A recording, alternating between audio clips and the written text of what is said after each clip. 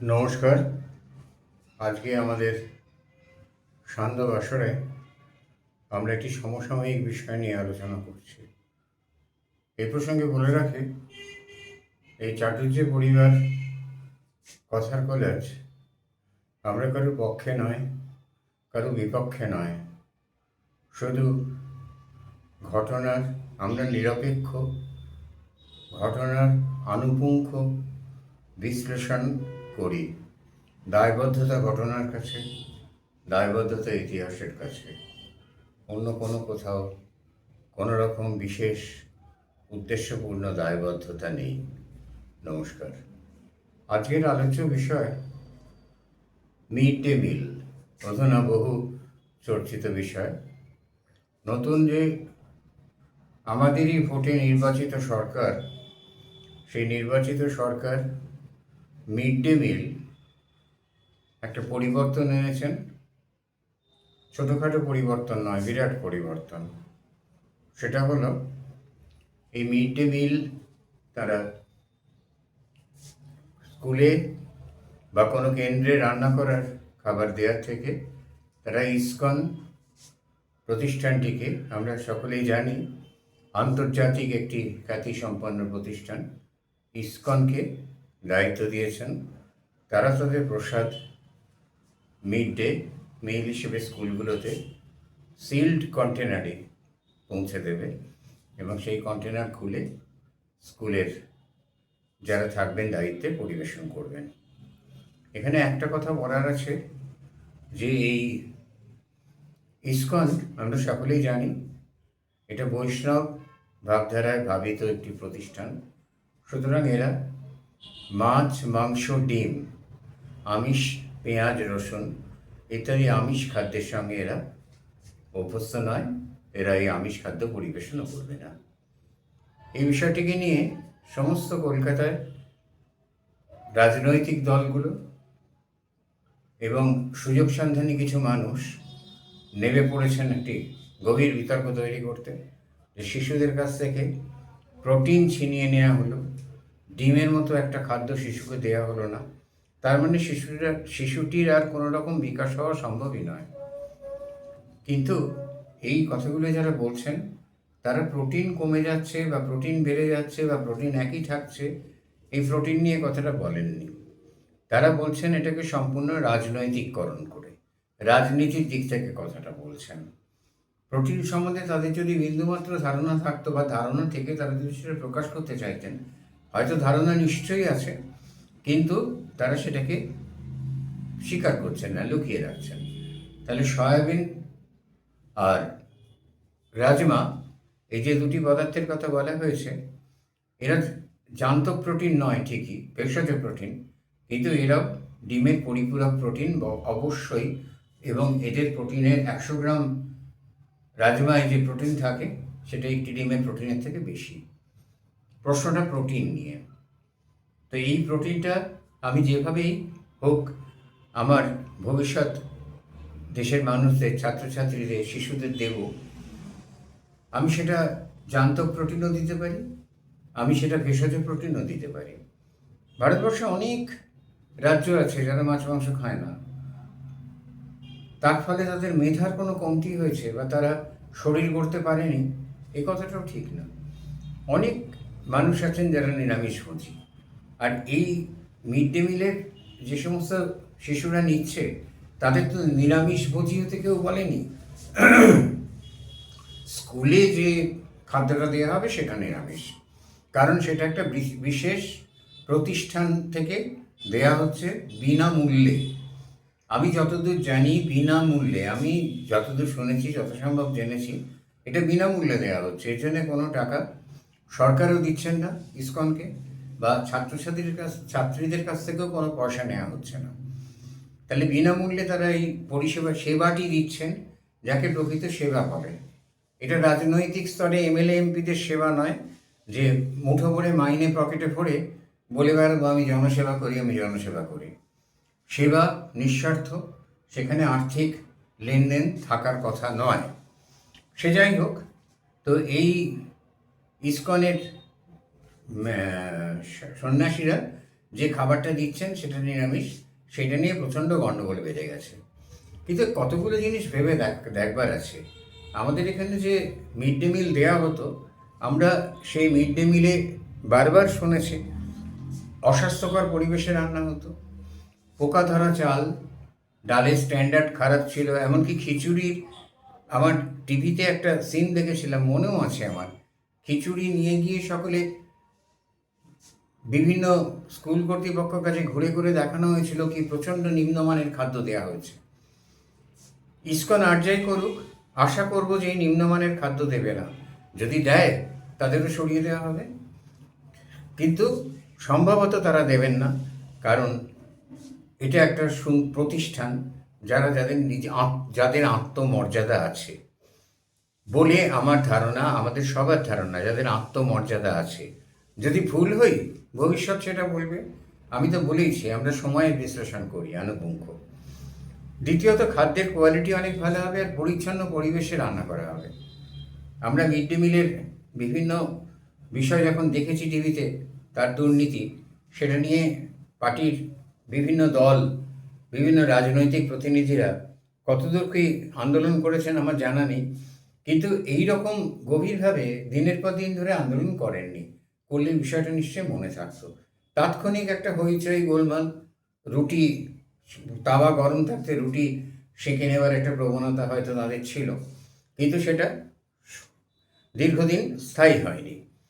তো mid day মিলের এই যে ব্যাপারগুলো চলছে এখন, শিশুদের তো ডিম বাড়িতে খেতে বারণ করা হয়নি। অনেকেই এখানে তর্ক তুলবেন ওদের বাড়িতে খাওয়ার সামর্থ্য নেই।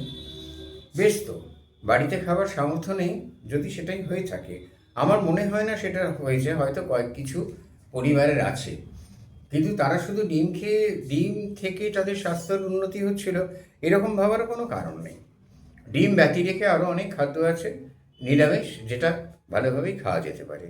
আর একটা প্রতিষ্ঠান এই খাদ্যটা দিচ্ছে, সম্পূর্ণ বিনামূল্যে দিচ্ছে যতদূর শুনেছি, তাহলে সেক্ষেত্রে সেই প্রতিষ্ঠানের প্রতি শ্রদ্ধাশীল হয়ে সেটা গ্রহণ করা উচিত। এবং এটা বোধহয় নিঃসন্দেহ পাওয়া যায়, বাঙালি পশ্চিমবাংলার খুব বেশি দুর্ভাগ্য না হলে, যদি চূড়ান্ত দুর্ভাগ্য হয়ে থাকে, তাহলেই এই প্রতিষ্ঠানের খাদ্যের মান ঠিক থাকবে না।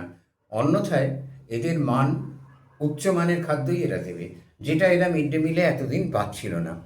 আমরা তো জানি যে এই বীরভূমে 2023 সালের 10ই জানুয়ারি বীরভূম জেলার ময়ূরেশ্বর মণ্ডলপুর প্রাথমিক বিদ্যালয়ে মিলের ডালে আস্ত সাপ পাওয়া গিয়েছিল।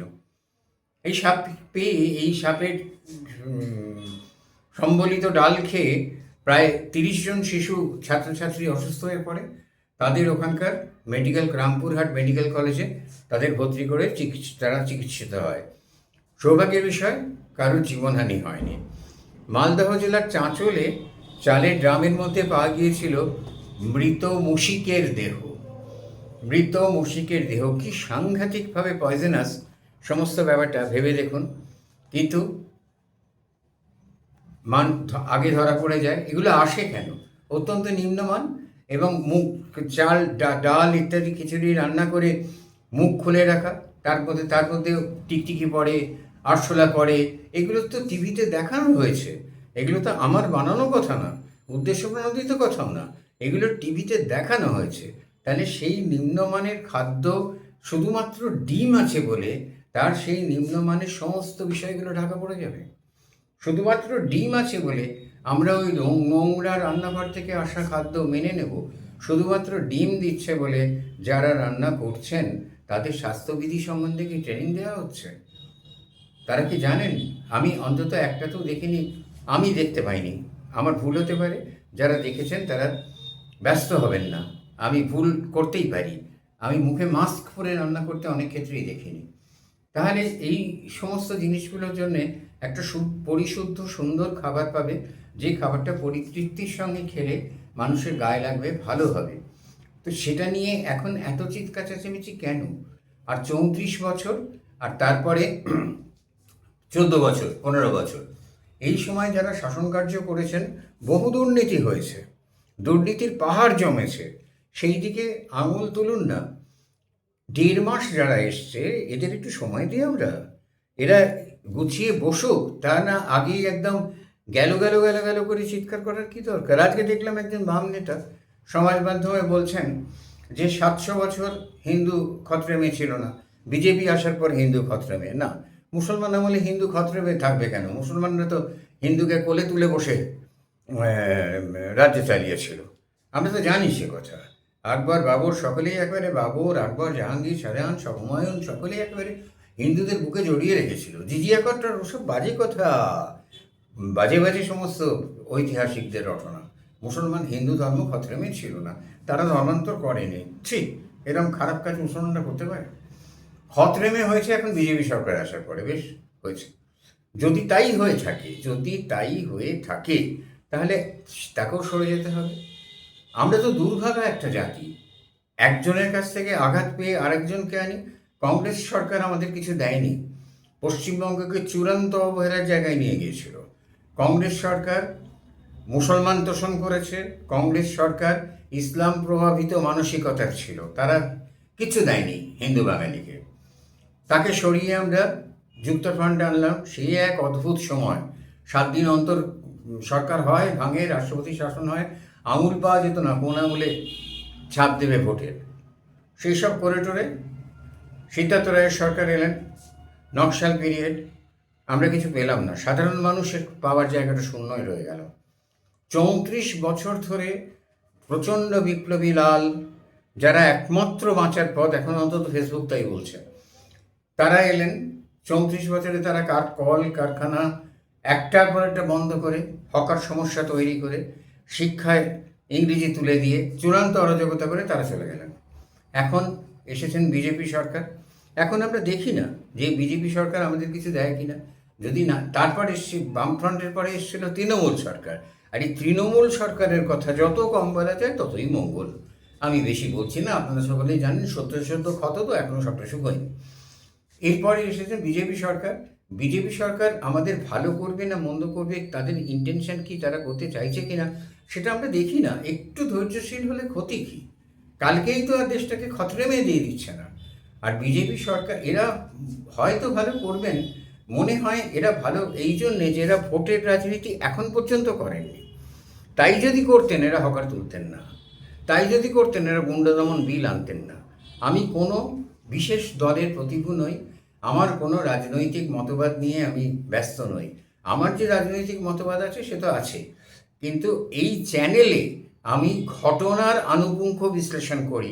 সেই বিশ্লেষণ আমাকে বলছে যদি এদের ভোটের লিপ্সায় কাজ করত, সংখ্যালঘুকে এদেশ থেকে তাড়াবার চেষ্টা করতো না। যদি এরা ভোট লিপ্সায় কাজ করত, স্টেশন চত্বর বস্তি ফাঁকা করতো না। এই যে যদি এরা ভোট লিপ্সায় কাজ করতো, গুন্ডা দমন বিল আনতো না। কারণ তারা প্রতি মুহূর্তেই জানতো এই গুন্ডারাই আমাদের সেভিয়ার হয়ে ব্যবস্থা করে আমাদের ভোট পাইয়ে জিতিয়ে দেবে। আসুন না দেখি, একটু লক্ষ্য করে, কদিন একটু অপেক্ষা করে দেখি না। আমরা তো খারাপে নামতে নামতে শেষ সীমায় চলে গেছি। আর কত খারাপ হতে পারে? আর খারাপ হতে হবে না, দেখা যাক, একটু ধৈর্য ধরি আমরা। নমস্কার।